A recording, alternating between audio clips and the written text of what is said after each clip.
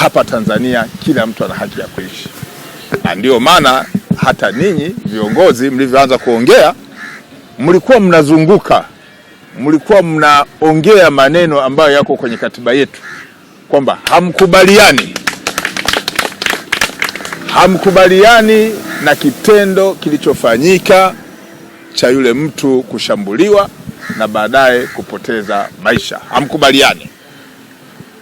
Lakini pia mlikuwa mkijaribu kutukumbusha swala la usawa mbele ya sheria, kwamba kama ameua yule au amefanya tukio yule, achukuliwe kama yeye, kama wahalifu wengine, kwamba sio wote. Ina maana pale mlikuwa mnatukumbusha sisi wananchi swala la usawa mbele ya sheria, swala ambalo liko kwenye katiba yetu ya Jamhuri ya Muungano wa Tanzania.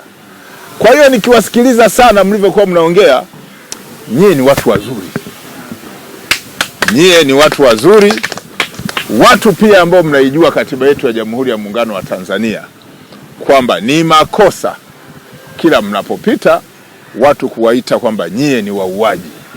Yale ni makosa, na hiyo mmelani, na mimi sikubaliani na hilo, kwamba kwa mujibu wa katiba yetu ya Jamhuri ya Muungano wa Tanzania lazima tuwe na usawa mbele ya sheria. Kama watu fulani wamefanya tukio, hatuwezi tukasema watu wote wamefanya.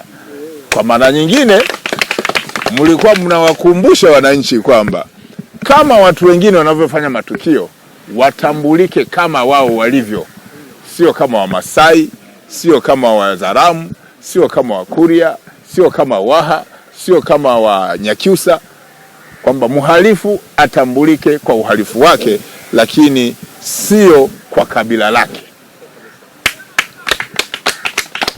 Ina maana hapo mlikuwa mnazungumzia swala la usawa mbele ya sheria, lakini pia mlikuwa mnajadili haki za binadamu, haki za kuishi, haki za kufanya kazi, haki za kwenda mnakotaka kwenda, lakini huku mkirudi na kuzingatia kifungu cha sheria ambacho kinasema watu wafanye kazi lakini wasivunje sheria.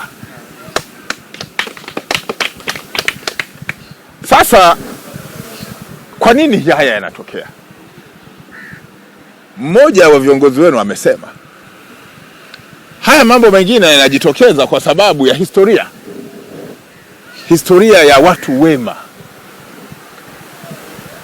Wamasai ni miongoni mwa makabila ya watu waliojijengea mifumo mizuri ya kuheshimika na kuheshimiana.